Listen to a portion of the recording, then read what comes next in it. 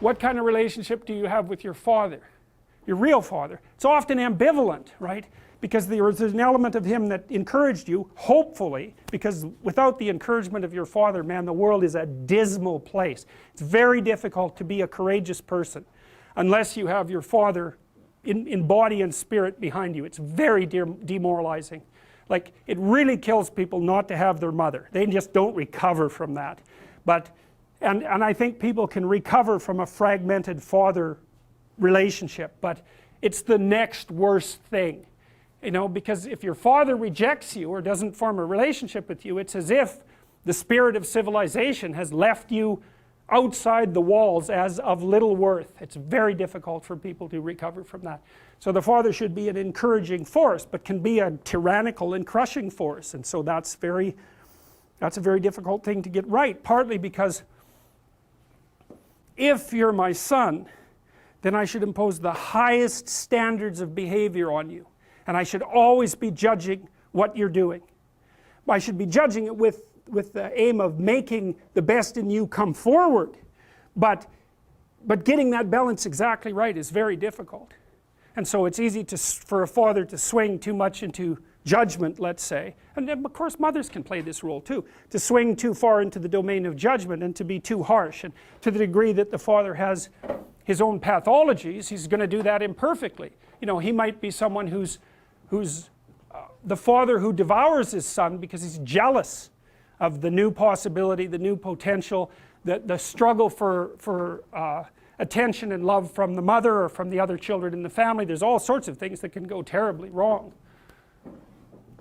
So that's the father as wise king, and that's another symbol that's been lost, I would say, to a massive degree in modern universities, because all we're taught is to tear that down and to not even notice that it manifests itself everywhere, especially in the universities, which are like they're as close to an ideal environment as human beings have ever been able to create. It's as simple as that. And if you can't be grateful for the structure of the university with all its imperfections, then you're completely blind to this element of the archetype. And that's the opposite of it. That's the son that devours, the king that devours his own son. That's a tyrant. You know, that's like the mother who's too overprotective. It's the male version of that. And the mother that's too overprotective says, I'll never let anything happen to you. It's like, well, maybe you actually want to have something happen to you.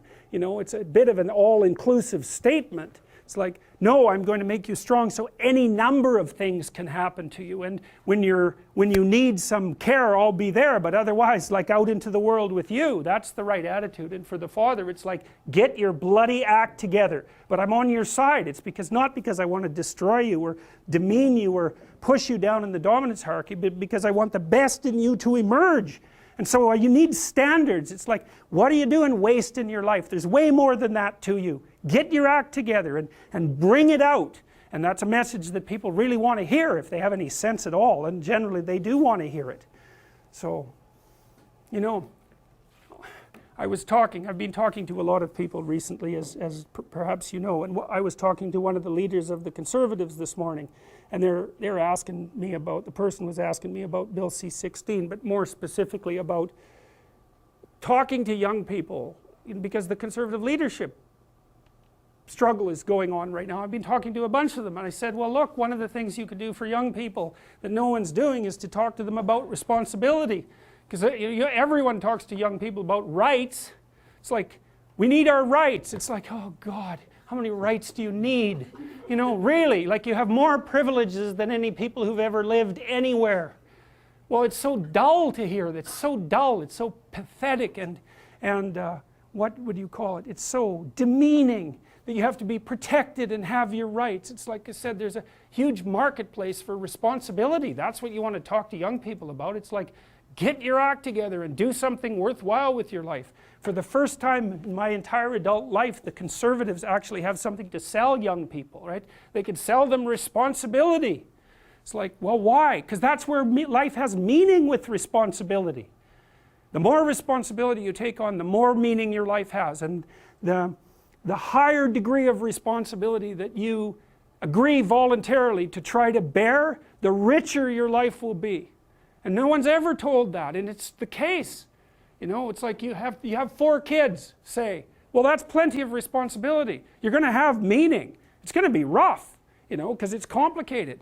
You have a complicated job and you try to help the careers of the people around you. You try to solve tough problems and aid suffering and do all of that. It's like, it's weight, it's responsibility, but there's glory in it. There's real glory in it. There's deep meaning in it. And young people are starving for that because no one ever tells them that. It's like, you're way more than you think, man. Stand up, do something difficult. Do something difficult and heroic, right? Burst out of your bonds. It's like, that's a good message. It's a necessary message because we have to be more than we are, because if we aren't, we're not going to survive.